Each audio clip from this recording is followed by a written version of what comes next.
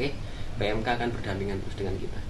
Jangan semangat, jangan gendut dalam peternak. Minta sedikit kata-kata motivasi lah, khususnya bagi para peternak muda ini, karena beberapa bulan lalu kan sempat khususnya di daerah saya itu terserang PMK ya Mas. Itu banyak petani-petani yang hari ini tuh takut Mas untuk beternak itu Mas.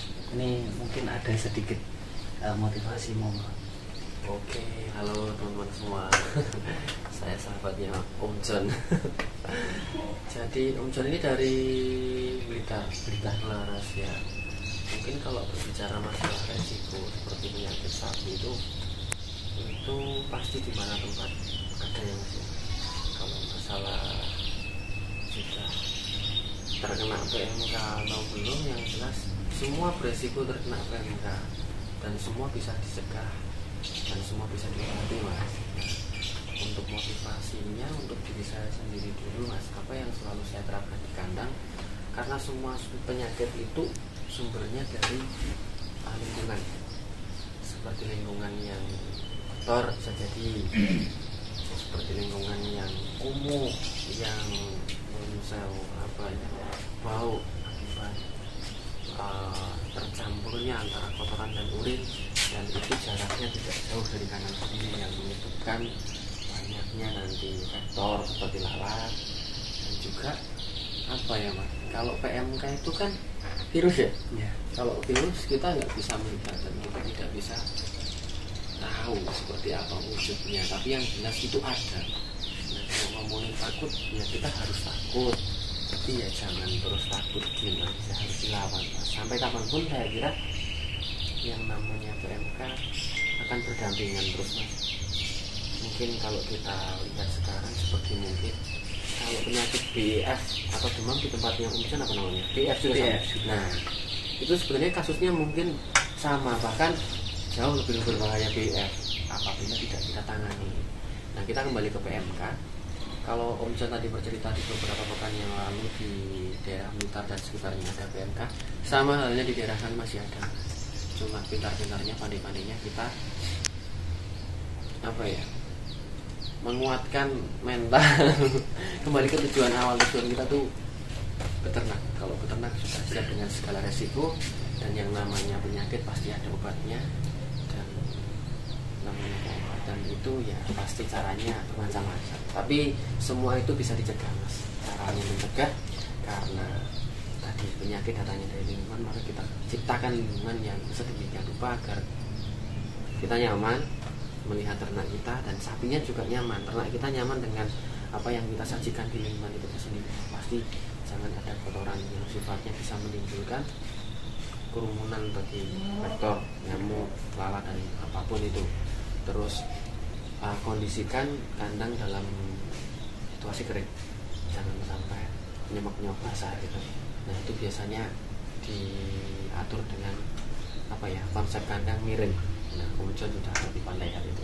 Waduh, masih belajar Pak Bita ya? Sama, karena itu evaluasi setiap tahun Mas John. Jadi setiap tahun kita ada evaluasi yang apa bisa membuat kenyamanan lagi untuk kita mau beternak kita. Dan selalu terus belajar ya Mas? Ya nggak bakal ada habisnya namanya belajar. Dan setiap nanti kita mendapat ilmu baru, kita dapat ujian baru juga Mas. Jadi lebih baik nggak tahu apa-apa, ya jangan gitu juga. Nah, kembali ke PMK tadi Mas. Jadi kita selesaikan bagaimana caranya. Sampai detik ini, sampai hari ini, tanggal ini, bulan Januari, masih ada PMK. Tapi ya boleh takut, tapi sedikit. Lebih banyak nggak takut. Kita lawan, jangan kita tantang ya. Kalau tantang namanya arogan. Wah, ini jangan, itu nggak boleh. Kita lawan, artinya kita lawan karena dia datang, ya kita cegah. Kita lawan biar pergi, kita cegah biar tidak ada, dengan tadi kondisikan lingkungan sedemikian rupa. Pasti sudah tahu desinfektan, multivitamin agar virusnya ketika masuk bisa berantem di dalam. Anggaplah berantem virusnya, kalah dengan imunnya sapi. Multivitamin itu bisa didapatkan dari berbagai macam bentuk pakan, seperti hijauan. Terus ya Mas John tahu lah. Tapi yang jelas lingkungan sangat berpengaruh, itu nomor satu. Lingkungan sangat berpengaruh bagi kesehatan sapi. Itu saja. Mungkin apa pertanyaan lagi dari Mas? Gini Mas, untuk teman-teman kan ini ada kejadian juga, duh gak peternak sapi lagi setelah sapinya terkena PMK. Katanya gini, aduh mas, sementara saya berhenti dulu spray ngarit katanya mas. Itu saya bilangnya gini, kalau kita dulu pernah merasakan hasil dari sapi, ketika itu diambil, jangan menyerah. Kalau kita nggak bangkit lagi, nggak mulai lagi, kita nggak akan bisa dapat keuntungan lagi, karena kita sudah nggak berternak. Itu menurut Mas Hilmawan gimana, tepat atau tidak mas seperti itu? Sangat masuk sekali. Jadi kita buat perumpamaan cerita ya. Ceritanya ini ada anak SD mas. Anak SD selalu berbahagia di dalam menikmati proses belajar. Uang saku dikasih setiap hari. Ya. Sampai tiba saatnya dia ujian nasional kelas 6 SD. Ujian nasional itu adalah PMK kalau di dalam dunia peternakan. Kira-kira kalau ujian nasional itu kita tinggalkan, kita akan lolos nggak? Ya mungkin kita lolos kan? Ya, jadi kita akan tetap tinggal di kelas 6 SD atau kita tetap akan menjadi anak SD. Bagaimana kita akan menjadi anak SMP? Bagaimana kita agar peternaknya biar lebih maju satu langkah? Artinya kita lebih bisa daripada kemarin, kita lebih bersih dari kemarin, kita lebih ada, kita lebih mampu, dan kita bisa lebih menguasai keadaan daripada kemarin. Kita lawan, tapi jangan menantang. Kita lawan, ujian itu kita hadapi, kita kerjakan. Dan setiap kesalahan pasti kita bisa membenarkan itu melalui seperti ini, tadi ngobrol sharing bagaimana penanganan di sana, bagaimana penanganan di sini. Nanti kalau sudah ketemu benang merah atau titiknya, oh kayak gini toh, kita akan menjadi anak SMP mas. Kalau sudah SMP, kalau sudah PMK nggak ada, ya nanti ada virus lagi yang lebih besar lagi. Terus kita ganti usaha yang lain, ya usaha yang lain juga punya resiko.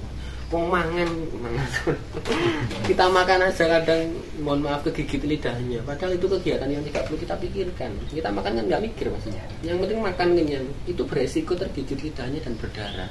Kalau nggak beruntung bisa ke rumah sakit. Apalagi yang sifatnya akan memberikan, ya namanya beternak kan membuka lapangan pekerjaan. Itu sudah satu nilai ibadah buat kita, memberikan kehidupan yang lebih layak bagi sapi. Itu juga ada nilai ibadahnya mas.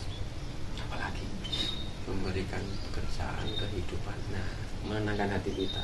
Sebagian besar peternak adalah seorang pengusaha atau seorang yang mempunyai kesibukan primer, dan peternak itu beliau lakukan sebagai kesibukan sekunder. Ini ngomongin peternak ya, bukan ngomongin akul. Ini ngomongin peternak. Rata-rata peternak dia mempunyai kesibukan yang di lain peternakan itu sangat indah sekali bagi saya. Jadi ketika terjadi suatu masalah, jangan dianggap musibah, tapi itu ujian yang harus kita lawan, kita hadapi, kita selesaikan. Kalaupun kita nggak lolos kan ada remedi mas.